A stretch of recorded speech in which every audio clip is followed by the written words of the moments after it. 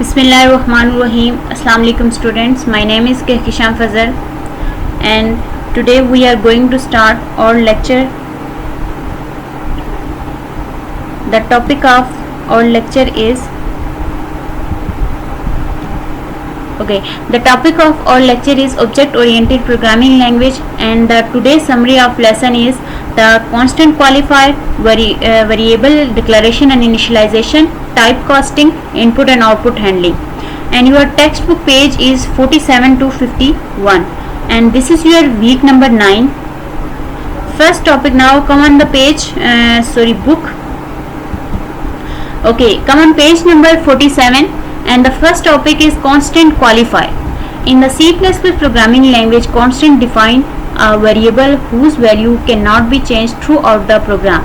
अच्छा बॉयज़, यहाँ पे मैं आप लोगों को मेंशन करती जाऊँ कि प्रीवियस लेक्चर के अंदर हम लोगों ने वेरिएबल और कांस्टेंट को डिस्क्राइब किया था, और टाइप उसके अलावा हम लोगों ने पढ़ी थी, डाटा टाइप भी पढ़ी थी. ठीक है, वेरिएबल और कांस्टेंट का थोड़ा सा कंसेप्ट मैं दोबारा से रिवाइज कर लेती हूँ कि कांस्टेंट हमारे पास that values does not change, और variable that values can be changed, जो इसकी वैल्यूज चेंज होती रहती हैं, जबकि हमारे पास जो कांस्टेंट होती हैं वो अपनी वैल्यूज को चेंज नहीं करता. इसी तरह से उसकी एक सेकंड फॉर्म हमारे पास सामने आ गई, कांस्टेंट क्वालिफायर.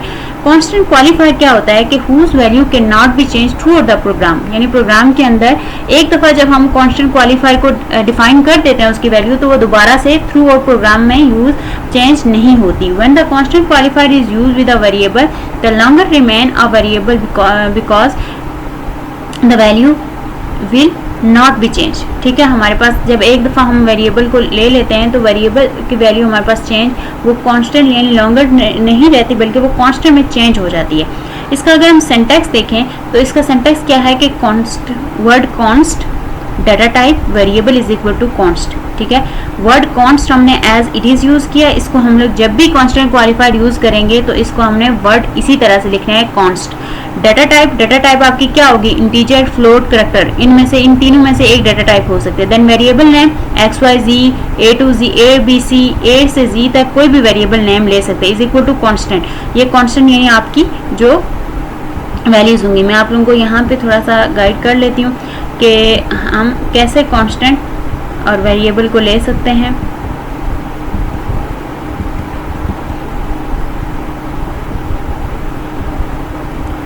मैं एक नई स्लाइड ओपन कर लेती हूँ. यहाँ पे मैंने न्यू स्लाइड ओपन की. ठीक है, न्यू स्लाइड में आप देखेंगे कि हाउ वी कैन, सबसे पहले हम लोग क्या लिखते हैं, वर्ड कॉन्स्ट का. ठीक है, उसके बाद क्या होती है, डाटा टाइप होती है. डाटा टाइप फॉर एग्जांपल आपका इंटीजर है. ठीक है, इंट कैपिटल लेटर हुए हैं. कॉन्स्ट डाटा टाइप क्या होगी, इंट. देन वेरिएबल नेम खुद बी.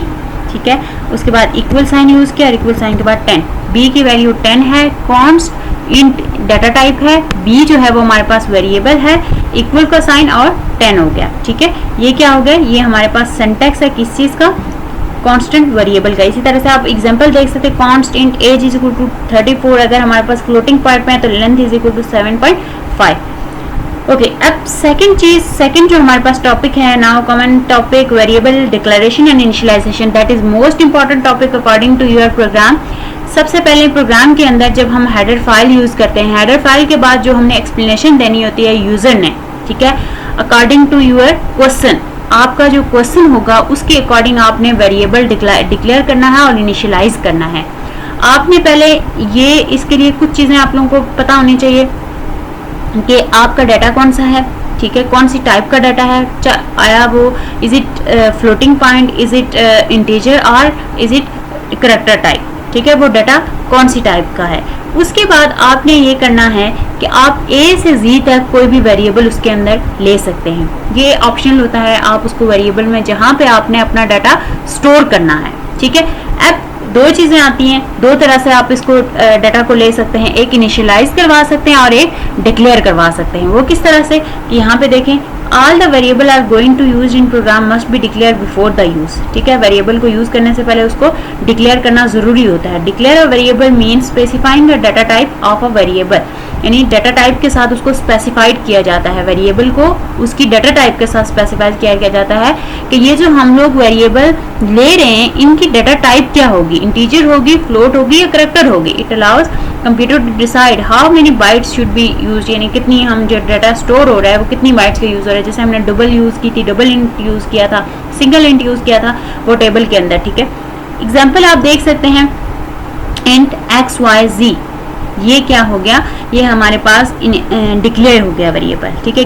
कितनी वैल्यूज यहाँ पे आएंगी, कितने वेरिएबल्स यूज है, 3 वेरिएबल, तो डेफिनेटली इनके अंदर 3 वैल्यू स्टोर होंगी, ठीक है। इसी तरह से फ्लोट है तो फ्लोट में लेंथ, ब्रेड्थ और सम, इनकी लेंथ, ब्रेड्थ और इसी का सम आ गया। देन हमारे पास अगर करैक्टर है तो करैक्टर के अंदर हमारे पास क्या चीज आ गई, 4 हमने डाटा टाइप यूज किया और ch करैक्टर इसके अंदर यूज किया। अब इसी की आप एग्जांपल देख लें तो ये हमारे पास एक डिक्लेरेशन है। अब अगर हम इसको इनिशियलाइज करवाना चाहें, इनिशियलाइज में सिर्फ एक माइनर सा इसमें है कि हम डाटा टाइप भी यूज करते हैं, हम वेरिएबल भी यूज करते हैं, सिर्फ हम इक्वल का साइन यूज करके वहीं पे हम क्या कर लेते हैं कि वैल्यूज को असाइन कर लेते हैं। किस तरह से, जैसे अगर हमने 3 वैल्यूज ली हैं, ठीक है, इंट पहले तो अगर हम सिर्फ सिंपली इनिशियलाइज डिक्लेयर करवा रहे हैं तो x y एंड z और सेमीकोलन यूज कर लिया, ठीक है। अब अगर हमने इसको इनिशियलाइज करवाना है, वहीं पे हमने इसको इनिशियलाइज, हम क्या करेंगे, int x is equal to 12 comma y is equal to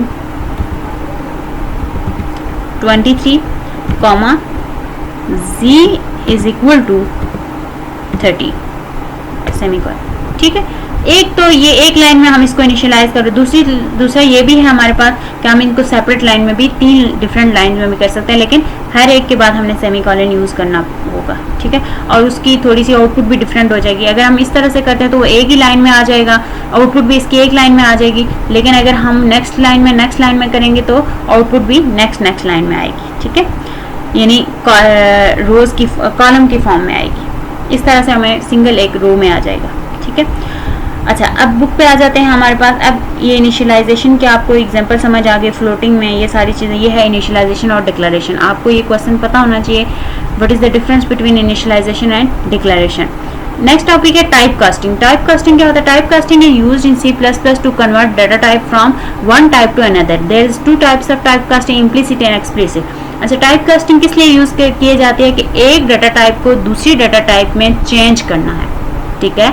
यानी कि अगर हमारे पास इंट को फ्लोट में किस तरह से, फ्लोट को इंट में किस तरह, ये 2 तरह की हमारे पास यहाँ पर टाइप्स दी हुई है, एक इम्प्लिसिट और एक एक्सप्लिसिट। इम्प्लिसिट में हमें क्या करना पड़ता है, जो भी वैल्यू होगी वो ऑटोमेटिकली कन्वर्ट हो जाएगी दूसरे डाटा, यानी अकॉर्डिंग टू देयर वैल्यू उसकी जो डाटा टाइप है वो चेंज हो जाएगी। किस तरह से, implicit type casting automatically convert a data type to another, automatically convert हो जाती है। The explain by the following example. इसकी एग्जांपल में आप देख सकते हैं कि फॉर एग्जांपल हमारे पास क्या है, Q declare as of type float and the following calculation is to be perform. अब यहाँ पे देखें, बज़ाहिर तो आपको क्यू इज इक्वल टू 15/6 नजर आ रहा है, ठीक है, यानी 15 भी इंटीजर है और 6 भी इंटीजर है।